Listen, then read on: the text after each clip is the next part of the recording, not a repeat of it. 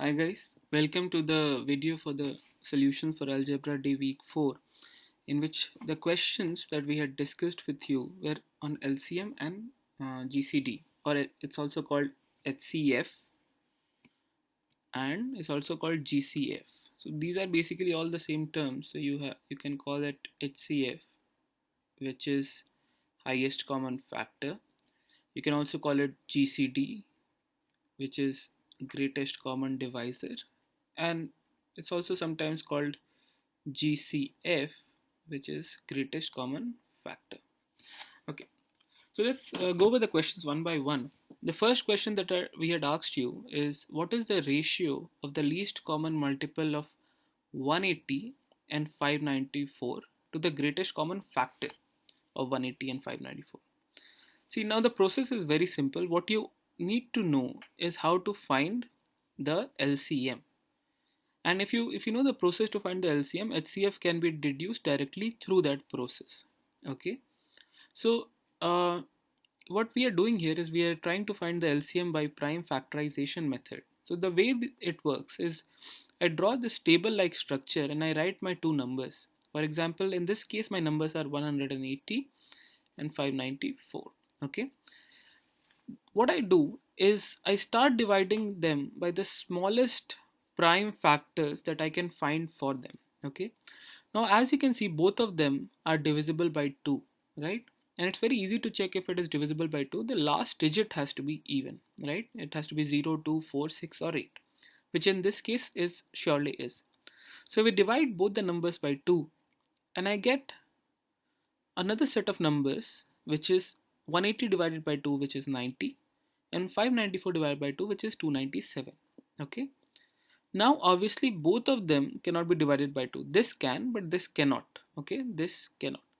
So I have to check for what other numbers, what other smallest prime factor can divide them both. If you know the divisibility by 3, what I need is the sum of the numbers should be divisible by 3. For example, in this case the sum is 9, which is divisible by 3, and in this case I have the sum as 2 plus 9 11 plus 7 18, which is divisible by 3. So I divide both these numbers by 3 and I get 30, which is 90 divided by 3, and 99, which is 297 divided by 3. Alright, I can apply the same thing again with 3, and you can see 3 plus 0 is 3, 9 plus 9 is 18, which are both divisible by 3. So I divide by 3 again and I get 10 and I get 33 here. Now there is no common factor between 10 and 33. Alright, which means my process of prime factorization basically stops here. Okay, here I'm doing prime factorizations of two numbers at the same time. So basically, what is HCF? HCF is nothing but the product of all the prime factors that were actually able to divide the two numbers. Okay, so in this case we have 2, 2, 3 and 3, and their product becomes 18. Alright, now the second thing is, when you multiply, when you have to find the LCM, you multiply basically all the numbers here, which is in the HCF, and all the numbers that are left here after the prime factorization step stops. So I have 2, 3 and 3. I have 2, 3, 3, and then I also multiply the two remaining numbers, which is 10 and 33. Okay, now their product comes out to be 5940. Now for the ratio, I just have to divide 5940 by 18, which is equal to 330. So this is your answer. What you could have also seen, I could have got this ratio just by looking at the product of the numbers that are left here in the last stage. If you look at this product, this will always give you the product of these numbers will also give you the ratio of the LCM and HCF. So you can try this technique later in another question. Let's look at question number 2. So the question number 2 was that you have a number of boxes in a warehouse that can be divided evenly into 6 equal shipments by boat or 27 equal shipments by truck. What is the smallest number of boxes that could be in the warehouse? Alright. Now, the trick in this question is just to identify what is this question about. You have to understand that this word problem is an LCM question, okay? If you understand that, then it becomes very easy. Now, what is the process to understand that? Let me start by assuming that, okay, the total number of boxes is X. And I know that X can be divided into 6 equal shipments, from which I should be able to deduce that X is actually a multiple of 6. Same logic can be applied in the second case and can be understood that X is also a multiple of 27, which tells me that X is a number that is both a multiple of 6 and a multiple of 27. So X is the set of all the numbers that could be divided by 6 and 27. And when I'm looking for the lowest value of X, that automatically becomes the lowest number, the smallest number that can be divided by 6 and 27, which is the definition of LCM, right? So what you have to do in this question is just find the LCM of 6 and 27, which comes out to be 54. All right. So understand this logic to how to find out whether my question is of LCM or not. Let's look at question number 3. All right. Okay, so I had the product of two positive numbers, positive natural numbers, and that was 144. And this is the all the information that is given to me. And I have to find the LCM and the HCF. Or which of the following could be the LCM and HCF, okay? Now, the only information provided is that the product is 144, okay?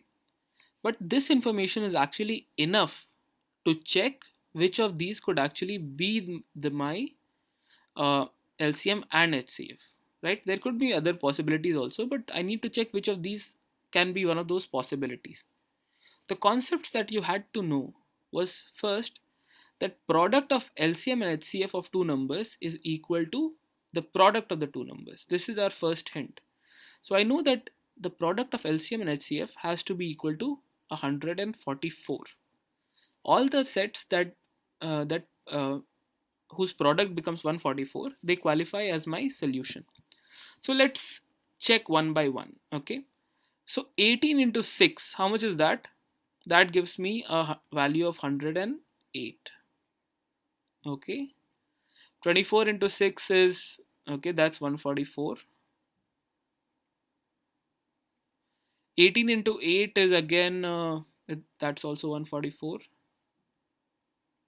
16 into 6 is 96, and 16 into 9 is again 144. Okay, which means I can straight away reject my option A and option D. Okay, so I still have 3 options remaining to check which of these could actually be one of the possibilities. And here is when I apply my second concept.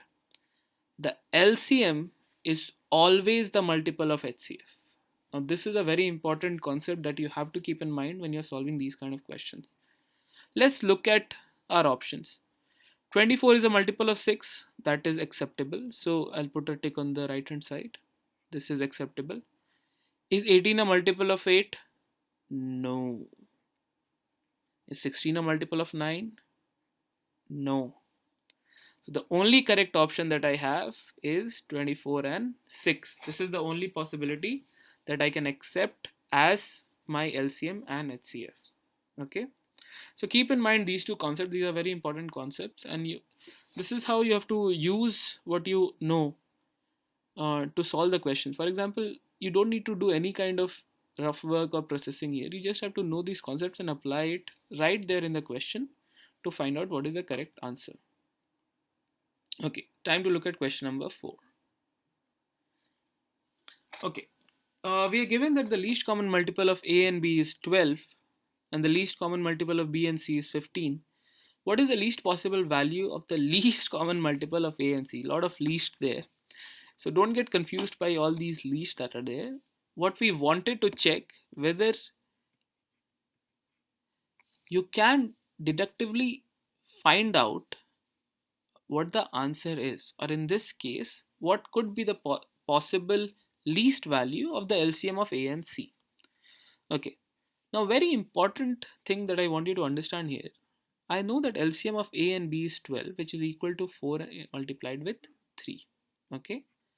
So, that there are basically 4 into 3. I can write it as 2 multiplied with 2 multiplied with 3. Now this 2 could be coming from any A or B, or this 3 could be coming from any A and B, any of the two numbers. Okay. The trick is to find out, can I deduce which one is coming from what? Independently, just by this line you cannot. But if you look at the second sentence, this will give you a clue. My second sentence is the LCM of B and C is 15, which is 3 multiplied with 5. The trick is to identify what can I deduce about B. Okay. See, B is the common term in both. Right? B is here also, B is here also. The first deduction that I'm going to make is that obviously B is not a multiple of 2. Okay. The reason I can say that, if B was a multiple of 2, if B was some 2 into some number k, then the LCM of B and C will have a 2 in that. Okay. Which it does not. Which means obviously B does not have any 2. And if B does not have any 2, we can deduce that all these 2's, which are, I have 2 2's, which are multiplied to get 4, are coming from A. So we can deduce, our first deduction is that the lowest possible value for A is 4. Now what can we deduce about C? Okay, now we come to C. Now see, LCM of B and C has 3 and 5, right? And there is a 5. I can, the same reason that I applied before, I can say that B does not have a 5. And this 5 is not coming from B, because if the 5 was coming from B, the LCM of A and B will also have a 5 in that, which it does not. And because it does not, I can say that the lowest possible value for C is 5. Okay, so I have A and C. Now A could be any number, it could be 4, any combination of 4 and 3. It could be any combination of 4 and 3. It could be 4. It cannot be 3 because 4 has to come from it. So it can be 12. It can be 8. Without the 3s, it could be 24. Anything. Now C similarly has to have at least have a 5. It can also have a 3. It can also not have a 3. So that is also possible. So it can be 15. It can be 25. It can be 75. Okay. Obviously, you see, if I'm taking LCM, okay, I should be going for the smallest possible numbers, right?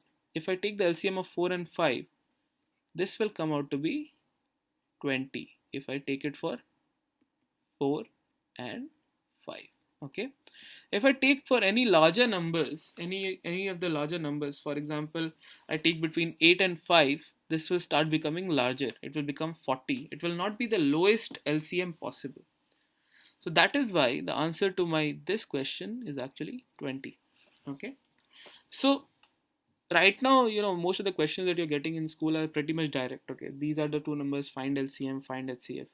But later on in coming stages, you will have to do questions where you'll have to use your concepts to basically do deductive reasoning, or basically kind of detective approach to solving questions. So you have to be ready for these kind of questions. Okay, if you want more questions like these, you can always comment on the official channel and we'll share more questions with you. Okay, and finally, let's look at question number 5. Okay, there are many ways of approaching this question. I will share the way that we were looking for, the concept that we were looking for. The question was, what is the lowest positive integer that is divisible by both 5 million and 256? All right. The concept that we were looking for is, can you do the prime factorization of number and then write them as exponents? And once that you have written them as exponents, how do you find LCM? Okay, after writing them in exponent format. The first thing that I do with 256, I start prime factorization, and I know if you divide it by 2, you get 128. You divide by 2 again, you get 64. In fact, 256 is just divisible by 2's itself. Okay, it is obviously divisible by higher powers of 2. But if I keep on dividing by 2, after some time I'll get to 1. How many times do I divide? 8 times. Okay. So 256 can be written as 2 to the power 8. Okay. Now similarly 5 million I can actually write something like that. So I write 5,0,0,0,0,0 and I start dividing by 2, and you know the process, right? How do you do prime factorization?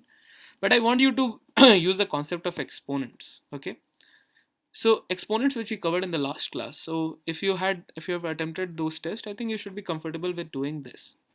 So 5 million I can write as 5 into 1 million, and 1 million, see, it has 6 zeros. 1 2 3 4 5 6. Don't go by the number of dots. Okay, there are 6 zeros. Okay, so I can write this as 5 into 10 to the power 6.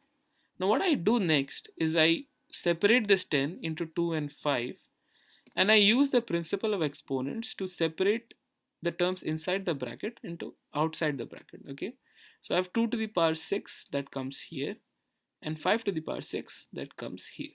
Okay, another concept that I use is that if the bases are same, you can basically add the exponent. So I have a 1 here and a 6 here, so I can add 1 and 6, which becomes 7, and then 2 to the power 6. So the exponents part is over. How do I get the LCM? When you have written the two numbers in terms of their exponent, okay, to find the LCM, you have to take the highest power of any prime factor wherever you can see in the two numbers. Okay, for example, if I take for 5, the highest power among the two numbers is actually 7, and if I look for 2, the highest power between those two numbers is actually at 8. Okay, so the numbers, my LCM will have the 7th power of 5 and the 8th power of 2.